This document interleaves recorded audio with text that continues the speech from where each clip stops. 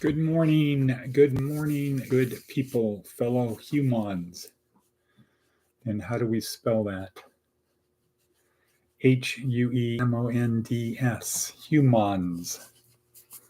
Kind of reminds me, I had a quick little public service announcement at the local TV station yesterday. 2 takes. Could have been 1 take because they could have just edited, but it was 2 take Tuesday. So they said, cut, start over. I said, geez, I was 10 seconds into it. Okay, so here we are. Today is Wednesday, September 18th, 2024. It is,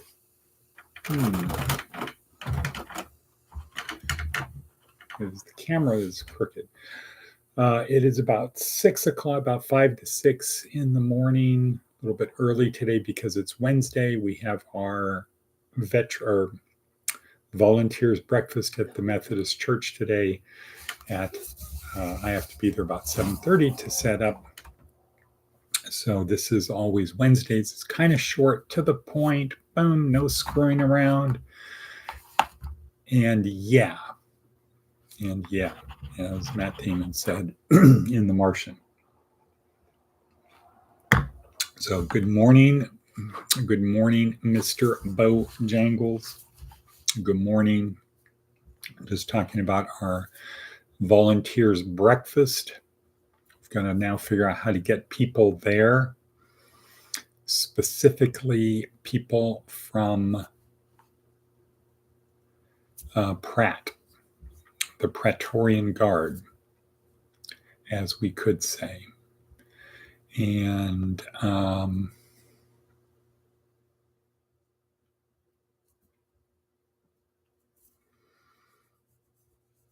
maybe somebody with a driver's license can get to the church around 7:30-ish, 7:35, and then go pick them up. So we want to get as many people there as we can. We're going to kick butt and take names for people who do not show up, especially down at Pratt, because the Praetorians are our people. The Praetorian Guard are our people, whereas the people in 1409 are the Clark County people, Clark Countians. Anyway, time is wasting, time is running. Here we are. This is Wednesday, which is day 3. This is day 3 of week 2 inside our skull-sized kingdom. And we are talking about the reticular activating system. Good morning, Wadabebi, La Vida Loca.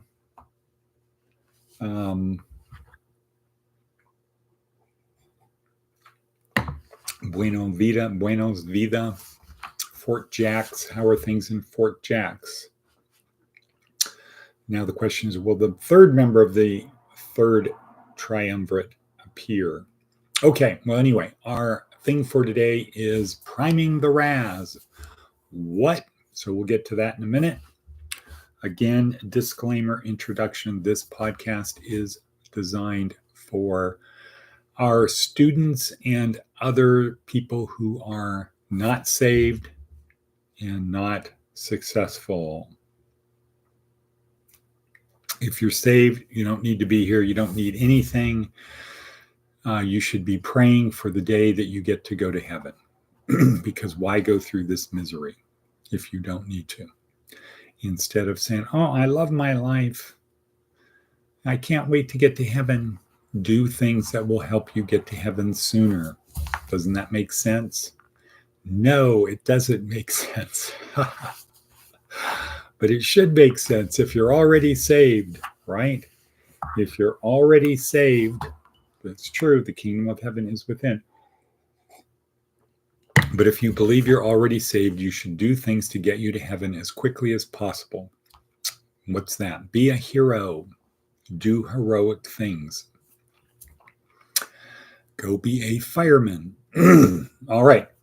or people who are not successful. For the rest of us, for the 99.999% of people, our purpose here is to help you on your journey, help you through this journey with your transcendent soul to get to the destination that we should strive for, which, as Jesus said, is to be one with Jesus and the Father. And how do we do that? Simple. We follow his commandments. That's it. That's all we have to do. Follow his commandments, which are what? Love God and soul, love one another as I have loved you, make disciples of all men. 1 and 3 are pretty easy. Number 2, what does that mean? Love one another as I have loved you. Well, he lays it out pretty well in Matthew 20, 35 and 36, verses 35 and 36, which is to help the hungry, the thirsty, the sick, the unclothed, the unwashed, the unhoused, and the people incarcerated. Just help those people. Help the orphans and widows, in other words. That is pure religion. Religion bad. No. Okay, so that's what we're here to do, is to help our students and interested people on this journey through this life occupied with a transcendent soul. Okay, good morning. Good morning, Atticus, Von Atticus. Glad to see you are here right on time. Excellent. We're a little bit early. You're on time. Good. So, what is the theme of today? The meme of today is priming the RAS. Prime the RAS. What? What's that mean? What? Well, the reticular activating system is a bundle of neurons about the size of your little finger at the top of your brainstem. And according to Mark Dawes, fundamentally, its purpose is to constantly scan all information available to us in order to support our beliefs. So if you can hear it, if your senses can bring it into your brain, in through the brainstem, it will go through the reticular activating system. And if it is a belief, if it's something you believe, it will be brought to your awareness. So if you're a woman, you just buy a new dress, all of a sudden you'll see other women wearing the same dress. If you just buy a new car, you get a new car, all of a sudden you'll see those cars everywhere. Mm-hmm.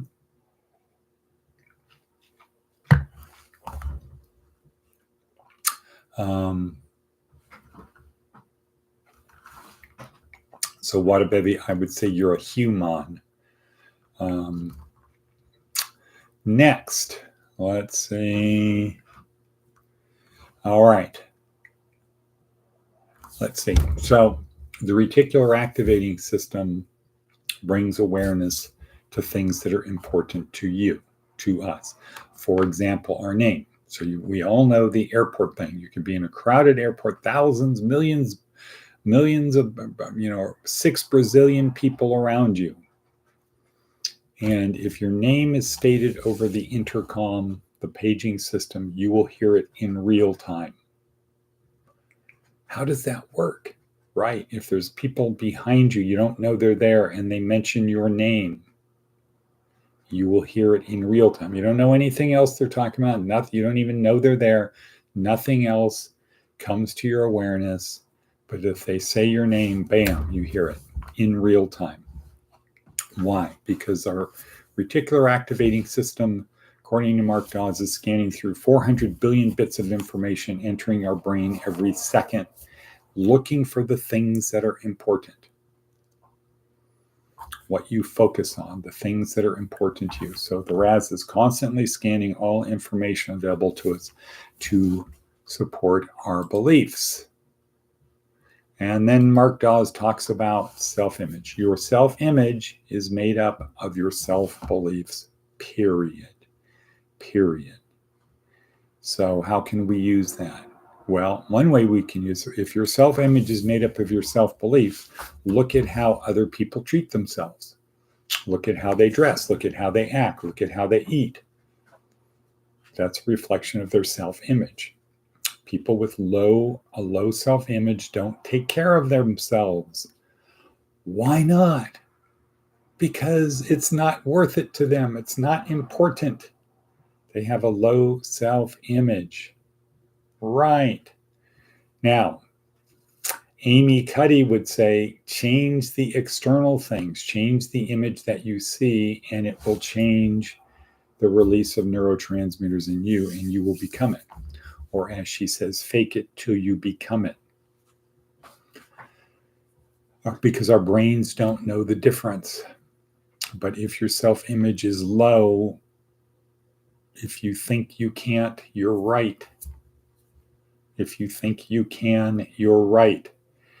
If the little voice in your head, your daemon, is saying negative things to you, oh, these people think this, they think that, whatever. The bottom line is people think about themselves, not about others. And when we think about others, we generally think other people are thinking negative things about us. That's just it. That's how it is. So what? That's what people do. That's the normal state of affairs, has nothing to do with truth. What is true is that our self-image is made up of our self-beliefs. And as people, we can look at how people project themselves and we get an idea of what their self-image is.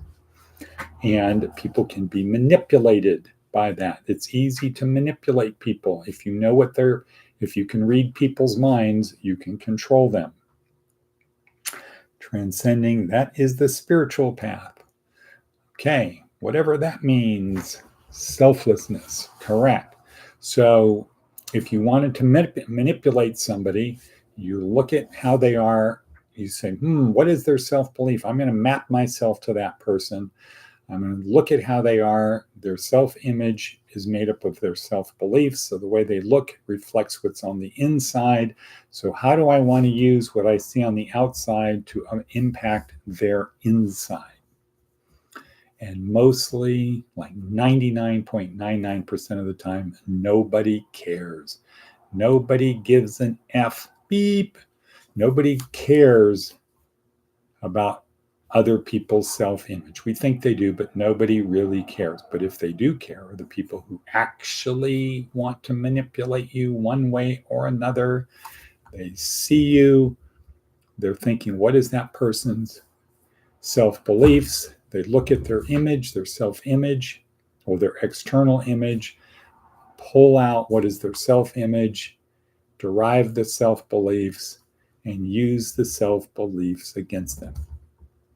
So one of the things people do is, if they're in an argument with somebody, they'll agree with what you say. Yeah, you're right.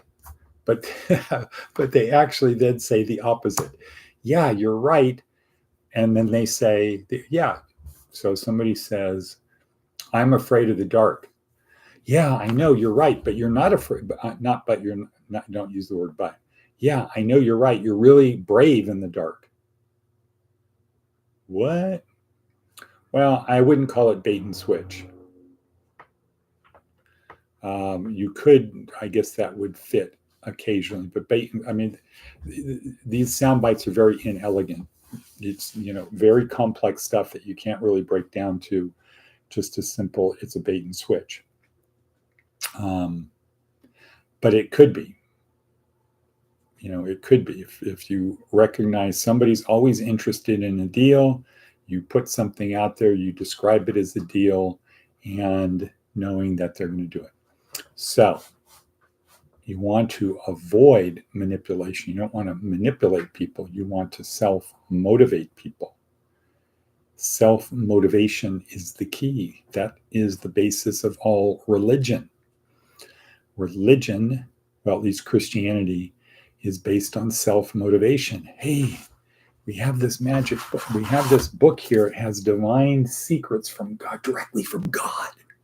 This is God's secrets. All you have to do is study it and learn it. Just study this and learn it. And then as you're studying it, oh, wow, I'm learning God's secrets. I want to know more. I'm going to wind myself up and I'm going to go tell other people. Self-motivation, not manipulation. Self-motivation is the key. Manipulation means you have to keep pumping up the tires to manipulate somebody, or you pump them up long enough so they get to where you want them to go, and then now they're out, they're empty, the tires are flat. But self-motivation, people will pump up their own tires. Yes, there's the ticket. There's the rub. There's the rub. For in that sleep of death, what dreams may come, puzzles the will and makes cowards of us all. Okay, so we are about at time because I have to get on the Peloton and I must get to the store to get some things. So do we need cereal, Mr. Bojangles, or do we have granola and grape nuts? If we have two types, that's good. It's not fun being on an air compressor.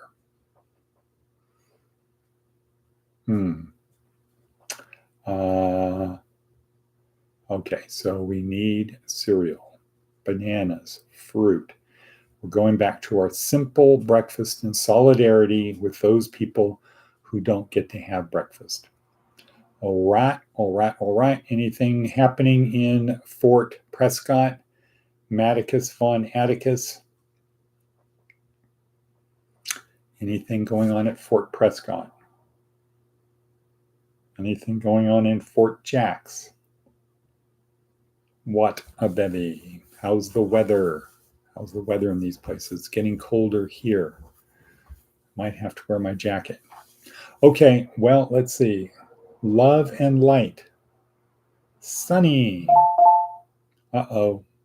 Somebody's walking around outside. Just set off the cameras. Danger, Will Robinson. Danger. Okay, thank you, everybody, for being there. Always appreciate it. Remember, Martin Luther King said, this is not the place you go to, it's the place you go from. And our objective is to go from here out to the margins, to the people whose burdens are more than they can bear, because that's the only way we'll stop throwing people away. Shiva San Shalom. Om Shiva San Shalom. Om. That's a good one.